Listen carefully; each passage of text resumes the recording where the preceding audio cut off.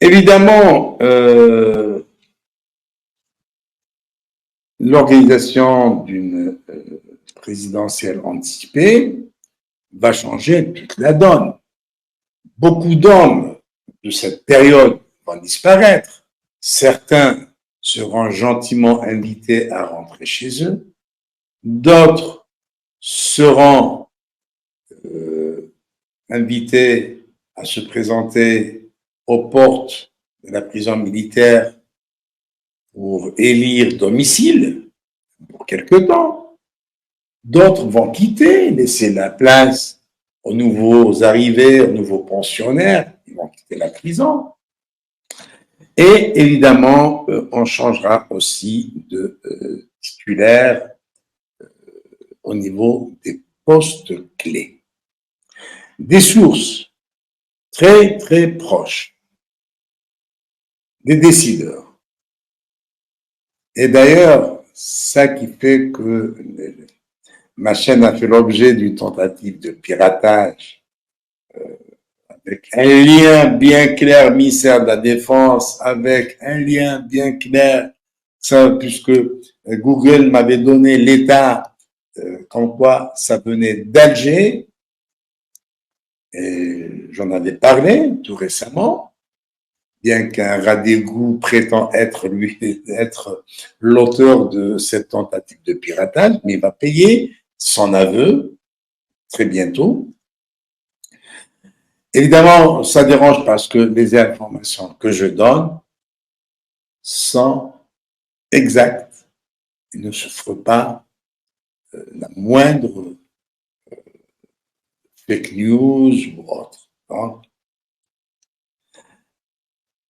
ce qui va changer, et ça c'est sur leur liste, il va y avoir, avant septembre,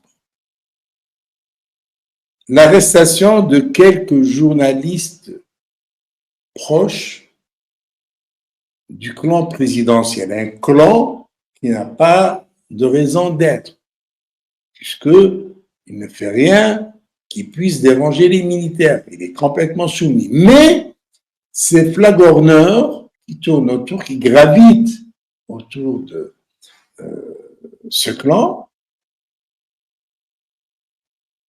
ont bougé et sont devenus nuisibles. Donc, il faudrait les neutraliser.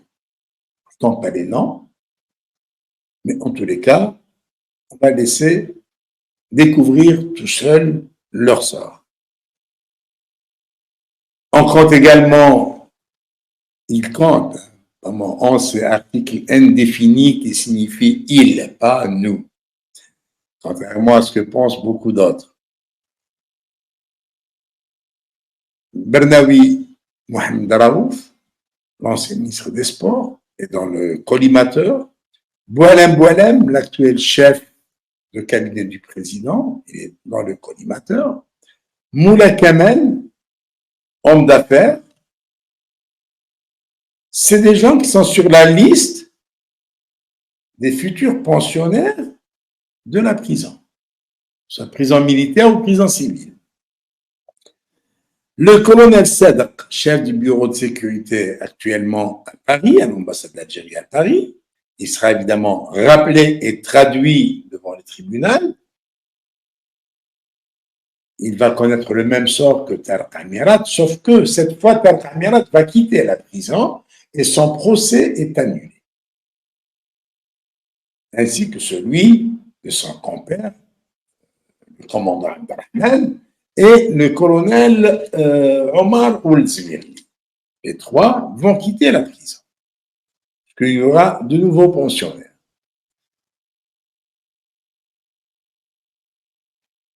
Évidemment, pour le colonel Sadat, chef du BS, qui lui sera reproché, c'est infraction aux consignes et transmission d'informations directement à l'autorité de la présidence sans passer par l'état-major.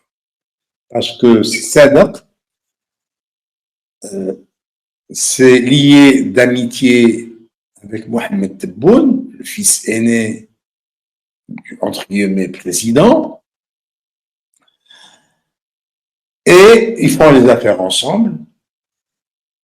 Et dans la foulée, pour mieux asseoir sa position et mieux se rapprocher du président, il envoie des comptes rendus et des informations au président sans passer par l'état-major. Donc, il va payer pour ça.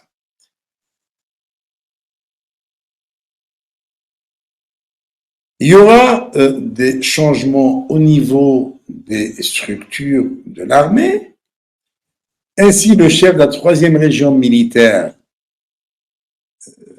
sera nommé DGSI. Il prendra la direction générale de la sécurité intérieure. Le colonel Souahi Zelgin, celui-là, eh bien, il sera en charge du centre CPO Anta, en remplacement de Nasser el-Djinn. Nasser el-Djinn est appelé à diriger la DCSA, la Direction centrale de la sécurité de l'armée, ce qui permet à Mohamed Jabbar de constituer un véritable bouclier, une équipe de choc pour le protéger, puisque lui, il va être le patron de tout ce beau monde. Il récupérera le DRS pour que les 3 services de sécurité soient placés sous ses ordres. Et ainsi,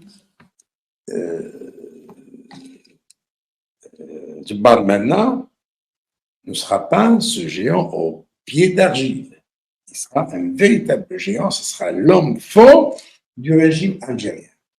Et voilà, un ancien proxénète qui avait fait de l'hôtel Palace à Blida un boxon pour les militaires, où il se faisait payer par des filles de joie qui étaient dans cet hôtel. Eh bien, c'est lui qui va être le maître à bord du bateau Algérie.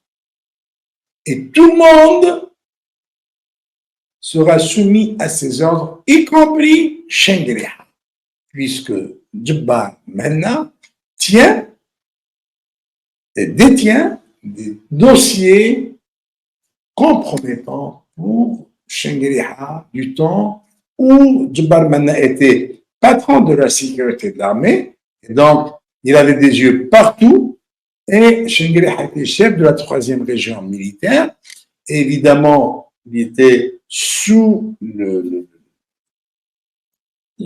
lampions de Jabbar maintenant, et Jabbar a construit des dossiers sur les trafics auxquels s'adonnait Chengriha, trafic de drogue, trafic de contrebande. Chengriha a fait fortune avec, en acceptant de rester 14 ans à la tête de la 3e région militaire. C'était la punition. Lui, il a accepté cette punition parce qu'il trouvait son compte. Voilà. Jabbar maintenant détient un lourd dossier contre l'actuel chef d'état-major de l'armée. Et c'est lui qui va tout diriger. Encore une fois, l'Algérie est en véritable danger. Personne, je dis bien personne, ne sauvera l'Algérie sauf ses enfants. Si les enfants vont fermer l'œil, vont se laisser faire et laisser cette Algérie aux prédateurs que sont ces généraux lâches, je dis bien lâches et impuissants, ils ne peuvent pas faire face à la moindre des colères du peuple, à la moindre action populaire. Si le peuple algérien laissera ces criminels menaient l'Algérie à la dérive, menaient les choses à leur guise, bien c'est fini pour l'Algérie. Chose que nous n'espérons pas. Sur ce, je vous donne rendez-vous pour ce soir pour d'autres sujets en live. Merci de votre attention. Sahatorkom, qu'Allah agrée votre jeûne et vos prières. Et à ce soir. Au revoir.